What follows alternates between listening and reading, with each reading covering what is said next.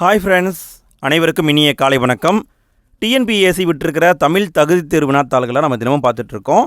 இன்றைக்கும் அதே மாதிரி தான் ஒரு தமிழ் தகுதி தேர்வு வினாத்தாள் எடுத்திருக்கோம். இந்த வினாத்தாளில் மொத்தம் 100 கேள்வி இருக்குங்க. இதில் இருக்கிற 50 கேள்வியை மட்டும் தான் நம்ம பார்க்க போகிறோம். ஏன்னா வீடியோ ரொம்ப லென்த்தாக போயிடும். அதனால் 50 கேள்வியை மட்டும் பார்க்க போகிறோம்.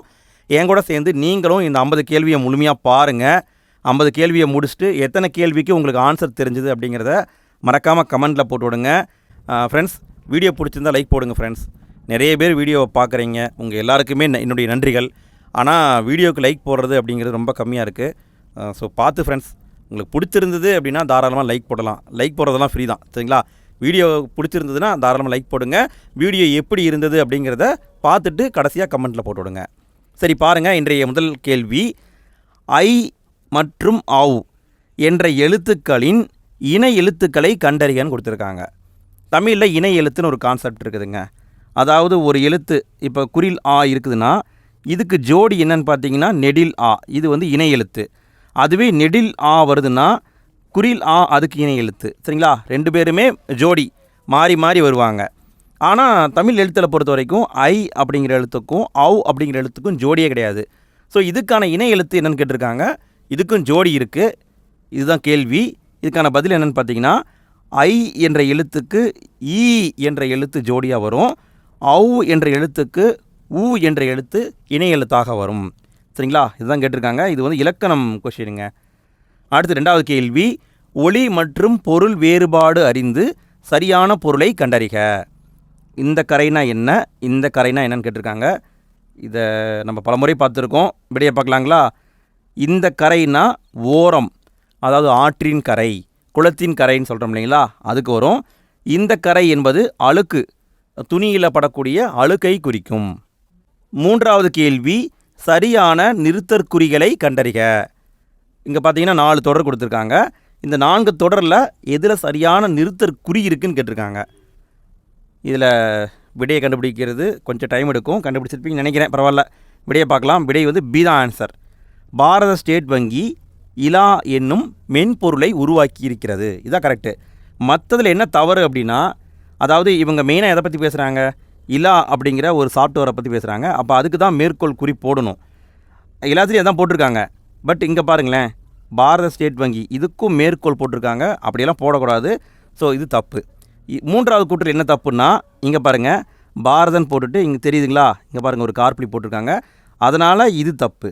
நான்காவது என்ன தப்புனா, பாரத ஸ்டேட் வங்கியை மெயினாக வந்து பேசியிருக்காங்க. ஸோ அது வந்து தப்பு. அடுத்து 4வது கேள்வியை பாருங்கள், ஊர் பெயர்களின் மருவை கண்டுபிடிக்க. தஞ்சாவூரின் மருவை கண்டுபிடிக்கவும். நம்ம பலமுறை பார்த்துருக்கோம். தஞ்சாவூர் என்பதை தஞ்சைன்னு சொல்லுவோம். 5வது கேள்வி, மரபு பிழையற்றதை எடுத்தெழுதுக. அதாவது கீழே வந்து பார்த்திங்கன்னா விலங்குகளுடைய ஒளி மரபை கொடுத்துருக்காங்க. அதில் எது சரியானதோ அதை சொல்லணும். கண்டுபிடிச்சிருப்பீங்க. விடையை பார்க்கலாமா? நரி ஊளையிடும் என்பது சரி. ஆடு அளப்பும் சொல்லக்கூடாது, ஆடு கத்தும். மயில் கூவும் கிடையாது, மயில் அகவும். நாய் கத்தும் கிடையாது, நாய் குறைக்கும். 6வது கேள்வி, சொல்லை பிரித்து பொருந்தாத தொடரை அறிக. கானடை இந்த சொல்லை பிரிச்சுட்டு அதில் வரக்கூடிய விளக்கத்தில் பொருந்தாது எதுவோ அதை கண்டுபிடிக்க சொல்லியிருக்காங்க. இதை கண்டுபிடிச்சிருப்பீங்கன்னு நினைக்கிறேன். கண்டுபிடிச்சிட்டிங்களா? விடையை பார்க்கலாமா? பொருந்தாததுன்னு பார்த்தீங்கன்னா சி தான் பொருந்தாதது. அதாவது கானடை, இதை வந்து கான் கூட்டல் அடைன்னு பிரிக்கலாம். இதுக்கு அர்த்தம் என்னென்னா காட்டை சேர்னு அர்த்தம். கரெக்டு தான். அதுவே கான் கூட்டல் நடைன்னு பிரிக்கலாம், காட்டுக்கு நடத்தல். இதுவும் கரெக்டு தான். அதே மாதிரி கானடைங்கிறத கால் நடை அப்படின்னு நம்ம பிரிக்கலாம், காலால் நடத்தல்னு அர்த்தம். ஸோ இதுதான் பொருந்தாதது. 7வது கேள்வி, வேர் சொல்லை தேர்வு செய்க. கேட்டார். கேட்டார் என்ற சொல்லிலிருந்து வேர் சொல்லை கண்டுபிடிக்கணும். கண்டுபிடிச்சிருப்பீங்க. விடை கேள் என்பது சரி. 8வது கேள்வி, வேர் சொல்லை தேர்வு செய்தல். எழுதுகிறாள். இதிலிருந்து வேர் சொல்லை கண்டுபிடிக்கணும். கண்டுபிடிச்சிருப்பீங்க. விடை எழுது என்பது வேர் சொல். 9வது கேள்வி, தாமரை தன் தோழியுடன் ஞாயிற்றுக்கிழமை மாலையில் கடை வீதிக்கு சென்றாள். இது வந்து ஒரு தொடருங்க. இவ்வாக்கியத்துக்கு பொருத்தமற்ற வினாச்சொல் இடம்பெற்றுள்ள தொடரை சுற்றுக. அதாவது பார்த்தீங்கன்னா கீழே வந்து வினாச்சொல் கொடுத்துருக்காங்க. 4 வினாச்சொல் கொடுத்துருக்காங்க. அதில் எது பொருந்தாததோ அதை வந்து கேட்டிருக்காங்க. தாமரை தன் தோழியுடன் ஞாயிற்றுக்கிழமை மாலையில் கடை வீதிக்கு சென்றாள். இது வந்து விடைங்க. சரி, வினாவை பார்ப்போம். தாமரை எங்கு சென்றாள்? இது வந்து கேள்வியாக வரலாம். தாமரையுடன் சென்றது யார்? இதுவும் கேள்வியாக வரலாம். தாமரை எப்படி சென்றாள்? இப்படி வரக்கூடாது. எப்படி சென்றாங்கன்னெலாம் இங்கே கொடுக்கல. தாமரை எப்பொழுது சென்றாள்? அதாவது ஞாயிற்றுக்கிழமை மாலையில் சென்றாள், இது கூட சொல்லலாம். அப்போ தாமரை எப்படி சென்றாள் என்பது சரியான வினாச்சொல் கிடையாது. அடுத்து 10வது கேள்வி, அகர வரிசைப்படி சொற்களை சீர் செய்க. அகர வரிசைப்படி சொற்களை அமைக்கணும். அமைங்க பார்க்கலாம். கண்டுபிடிச்சிங்களா? விடையை பார்க்கலாமா? விடை பி தான் ஆன்சர். ஃபஸ்ட்டு நெடில் பி வரணும். பி, பே, பே, பை, இதான் சரியான வரிசை. 11வது கேள்வி, சொற்களை இணைத்து புதிய சொல் உருவாக்கல். பூ என்ற சொல்லோடு இணையாத சொல்லை கண்டறிக. அதாவது பூங்கிற ஒரு சொல்லோட இணையாத சொல் என்னவோ அதை கண்டுபிடிக்கணும். கீழே அவங்களே 4 கொடுத்துருக்காங்க. இணைச்சு பாருங்கள். பூ மாலைன்னு சொல்லலாம், பூ மணின்னு சொல்லலாம், பூ விலங்கு சொல்லலாம், பூ குண்டுமணி சொல்ல முடியாது. பூ குண்டுமணியா? புதுசாக இருக்குது. இது வந்து பொருந்தாதது. 12வது கேள்வி, கீழ்கண்ட வாக்கியங்களில் பேச்சு வழக்கில் அமைந்துள்ள வாக்கியத்தை கண்டறிக. 4 வாக்கியம் கொடுத்துருக்காங்க. எது பேச்சு வழக்கில் அமைஞ்சிருக்குன்னு கேட்டிருக்காங்க. கண்டுபிடிங்க பார்க்கலாம். கண்டுபிடிச்சிங்களா? விடையை பார்க்கலாங்களா? தமிழ் படித்தவங்களால் வளர்க்கப்பட்டது. இங்கே பாருங்கள், படித்தவங்களால், இது வந்து கரெக்டாக வந்திருக்கு. மற்ற எல்லாமே பார்த்தீங்கன்னா எழுத்து வழக்கில் வந்திருக்கு.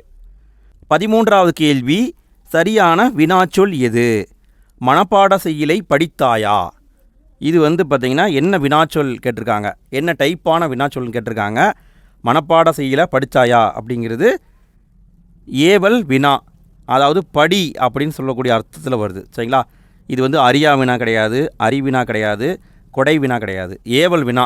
மனப்பாட செய்யுளை படிச்சியா இல்லையா அப்படி கேட்குறது ஏவல் வினா. அடுத்து 14வது கேள்வி, காண்பான் இந்த சொல்லுக்கான பொருளை கீழே கொடுத்துருக்காங்க. 4 ஆப்ஷன் கொடுத்துருக்காங்க. எது சரின்னு கண்டுபிடிக்கணும். அப்போ காண்பான் அப்படிங்கிறது என்னங்க? காண்பான் என்பது எதுக்கு வரும்? எதிர்காலத்துக்கு தான் வரும். அப்போ நடக்கவிருக்கும் செயலை குறிப்பு தான் இதுக்கு சரியான பொருள்.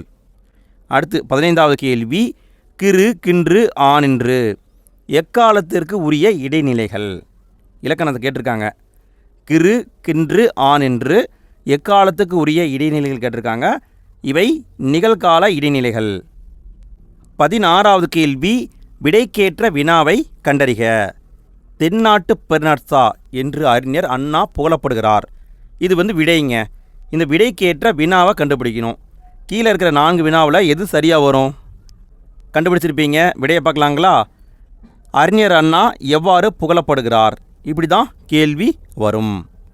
அடுத்து 17வது கேள்வி, சரியான இணையை தேர்ந்தெடு.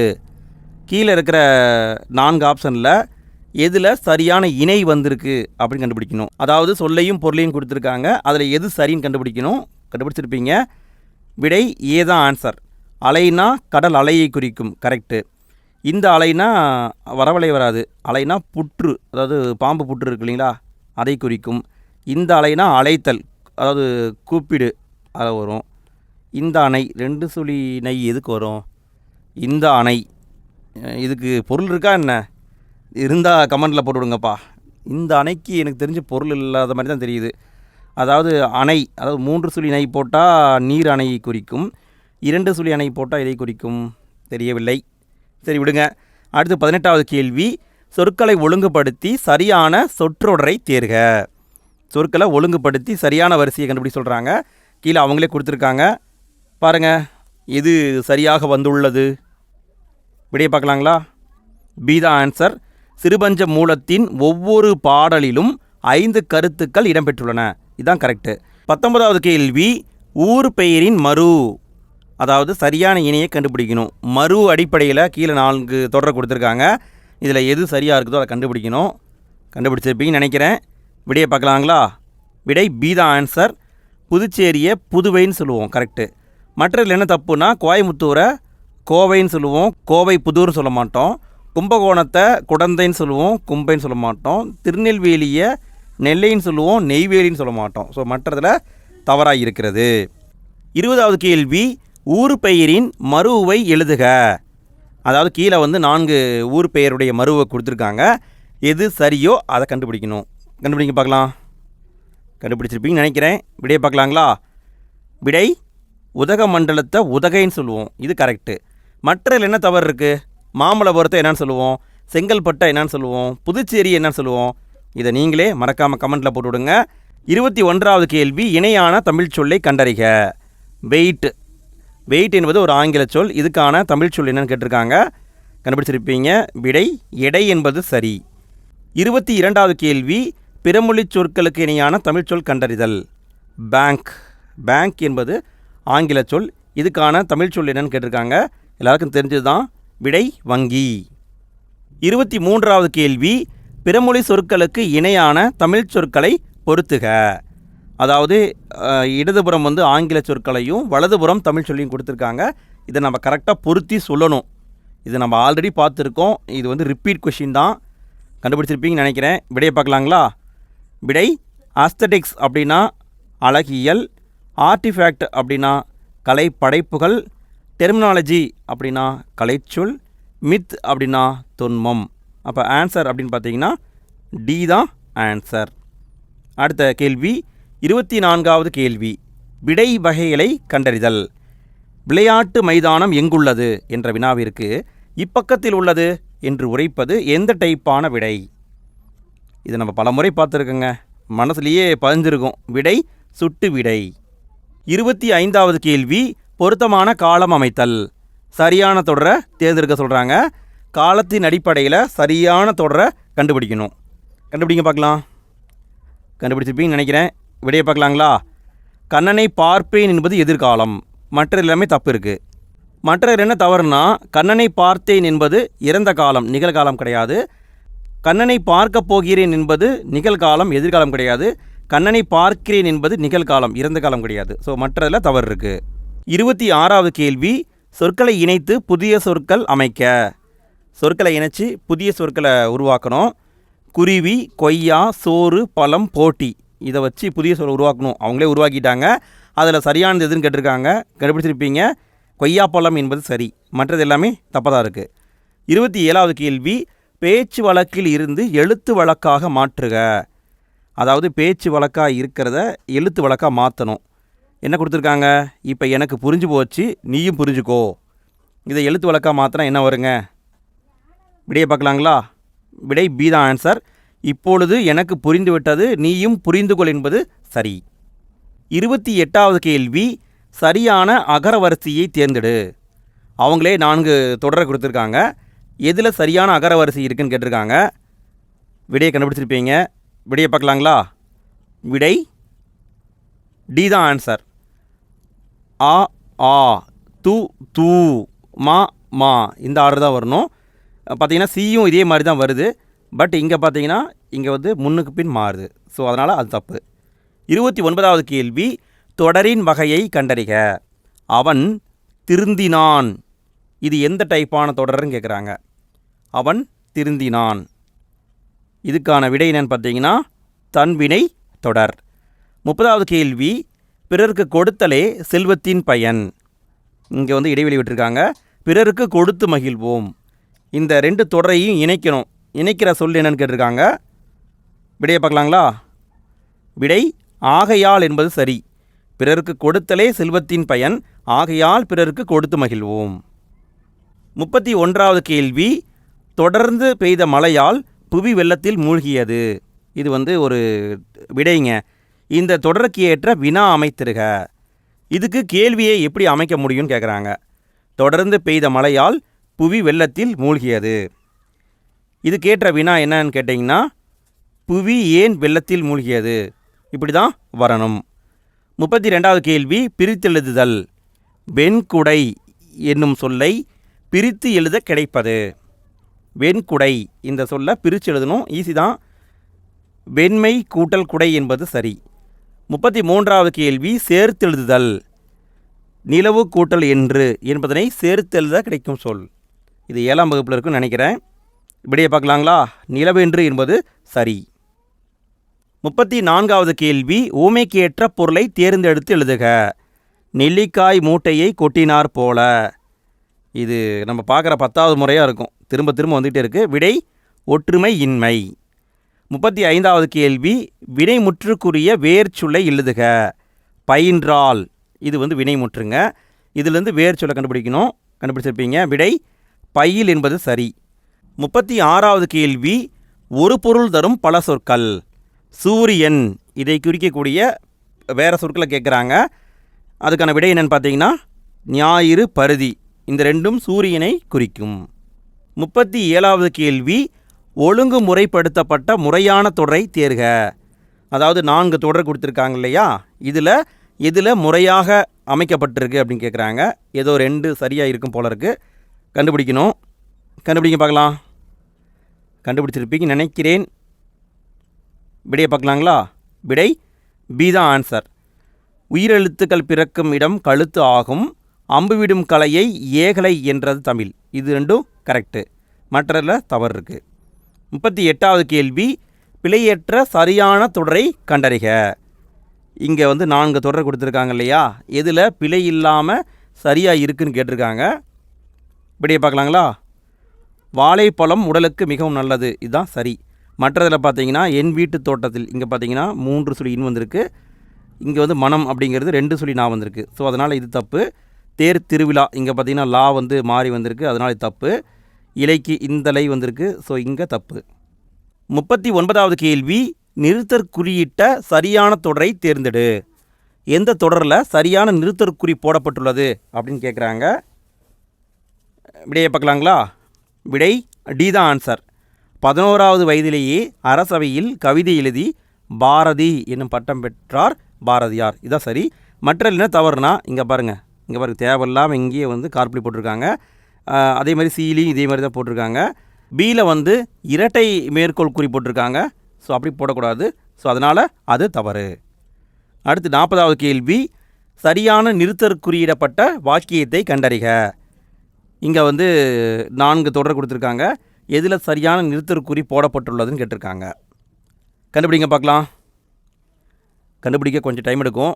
ஃப்ரெண்ட்ஸ் வீடியோக்கு லைக் போட்டிங்களா? வீடியோ பிடிச்சிருந்தால் லைக் போடுங்க ஃப்ரெண்ட்ஸ். சரி, ஓகே. விடையை பார்க்கலாங்களா? விடை டி தான் ஆன்சர். திருமணம், வளைகாப்பு, பிறந்தநாள் போன்றவற்றை இல்ல விழாக்களாக கொண்டாடினர். இது கரெக்டு. மற்றதில் என்ன தவறுனா ஏல பாருங்கள், இங்கே பாருங்கள் அரைப்புள்ளி மாதிரி போட்டிருக்காங்க, தப்பு. பிலையும் அதே மாதிரி தான், சிலையும் அதே மாதிரி தான். ஸோ தப்பு இருக்குது. ஈஸியாக கண்டுபிடிச்சிருக்கலாம். 41வது கேள்வி ஒரு பொருள் தரும் பல சொற்கள்.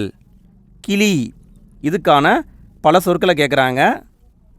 இதுக்கான பல சொற்கள் என்னென்னு பார்த்தீங்கன்னா தத்தை, கிள்ளை இதெல்லாம் கிளியை குறிக்கும் சொற்கள். 42வது கேள்வி ஒளி மற்றும் பொருள் வேறுபாடு அறிக. அதாவது பார்த்தீங்கன்னா எப்படி கொடுத்துருக்காங்கன்னா மூவேந்தர், முக்கணி, முத்தமிழ், முக்காலம் இப்படி கொடுத்துட்டு அதுக்கு சரியானதை பொறுத்த சொல்கிறாங்க. சரி, விடையை பார்க்கலாங்களா? விடை மூவேந்தர் அப்படிங்கிறவங்க சேர சோழ பாண்டியர்கள், முக்கணி அப்படிங்கிறது மாப்பழா வாழை, முத்தமிழ் அப்படிங்கிறது இயல் இசை நாடகம், முக்காலம் என்பது இறந்த காலம், நிகழ்காலம், எதிர்காலம். அப்போ விடை அப்படின்னு பார்த்தீங்கன்னா பி தான் ஆன்சர். 43வது கேள்வி தமிழ் சொல் அறிக. ப்ரௌசர் என்ற ஆங்கில சொல்லுக்கான தமிழ் சொல் என்னன்னு கேட்டிருக்காங்க. ரொம்ப சிம்பிள் தான், கண்டுபிடிச்சிருப்பீங்க. விடை உளவி. 44வது கேள்வி ஆங்கில சொல்லுக்கான நேரான தமிழ் சொல்லை தெரிக. கல்ச்சுரல் வேல்யூஸ் இதுக்கான தமிழ் சொல் என்னன்னு கேட்டிருக்காங்க. இதுவும் ஸ்கூல் புக்கில் இருக்கிறது தான், பண்பாட்டு விழுமியங்கள். 45வது கேள்வி மரபு பிழையற்றதை எடுத்தெழுதுக. புலியுடைய இளமை பெயர் என்னன்னு கேட்டிருக்காங்க. நம்ம பலமுறை பார்த்துருக்கோம். புலிக்கு புலி பரல்னு வரும், அதுவே சிங்கத்துக்கு சிங்க குருளைன்னு வரும். 46வது கேள்வி சொல்லத்தகாத சொற்களை மறைத்து கூறுவது என்ன. அதாவது வெளியே சொல்ல முடியாத சொற்களை மறைச்சி சொல்லுவாங்க, அது என்னன்னு கேட்குறாங்க. இதுக்கான பதில் என்னென்னு பார்த்தீங்கன்னா இடக்கர் அடக்கல். 47வது கேள்வி அகர வரிசைப்படி சொற்களை சீர் செய்க. இங்கே வந்து சொற்களை அகர வரிசைப்படி அமைச்சிருக்காங்க. எது சரியோ அதை கண்டுபிடிக்கணும். கண்டுபிடிச்சிருப்பீங்கன்னு நினைக்கிறேன். விடையை பார்க்கலாங்களா? விடை சி தான் ஆன்சர். தே, தோ, தோ, தௌ இந்த ஆர்டர் தான் கரெக்டு. 48வது கேள்வி கேள் என்ற வேர்ச்சொல்லின் வினைமுற்றை கண்டறிக. கேள் இது வந்து ஒரு வேர் சொல்லுங்க, இதில் வினைமுற்றை உருவாக்கணும். விடை கேட்டான் என்பது சரி. 49வது கேள்வி வேர் சொல்லின் எதிர்மறை தொழில் பெயரை காண்க. நட நட என்பது ஒரு வேர் சொல்லுங்க. இதிலேருந்து எதிர்மறையான தொழில் பெயரை கண்டுபிடிக்கணும். கண்டுபிடிச்சிருப்பீங்க. விடை நடவாமை என்பது சரி. அதாவது தொழில் பெயரை கண்டுபிடிக்க சொல்லியிருந்தா நடத்தல் சொல்லணும். எதிர்மறை தொழில் பெயரை கட்டதுனால நடவாமை தான் சொல்லணும். ஃப்ரெண்ட்ஸ், 50வது கேள்வி கடைசி கேள்விங்க. சொற்களை ஒழுங்குபடுத்துக. அதாவது கீழே பார்த்தீங்கன்னா சொற்களை மாற்றி மாற்றி போட்டிருக்காங்க. கரெக்டாக ஒழுங்குபடுத்த சொல்கிறாங்க. நீங்கள் கண்டுபிடிச்சிருப்பீங்க. விடையை பார்க்கலாங்களா? விடை டி தான் ஆன்சர். வாழ்வுக்குரிய இன்பத்துறைகளுள் காவிய இன்பமும் ஒன்று. இதுதான் சரியாக வந்திருக்கு. ஃப்ரெண்ட்ஸ், அடுத்த 50 கேள்விக்கான வீடியோ ரெடி பண்ண உடனே நான் எண்டு ஸ்க்ரீனில் வச்சிட்றேன். ஃப்யூச்சரில் வீடியோவை பார்க்குறவங்க எண்டு ஸ்க்ரீனை டச் பண்ண போதும் அடுத்த வீடியோ ஆட்டோமேட்டிக்காக ஓப்பன் ஆகும். ஓகே ஃப்ரெண்ட்ஸ், அடுத்த வீடியோவில் சந்திப்போம். நன்றி.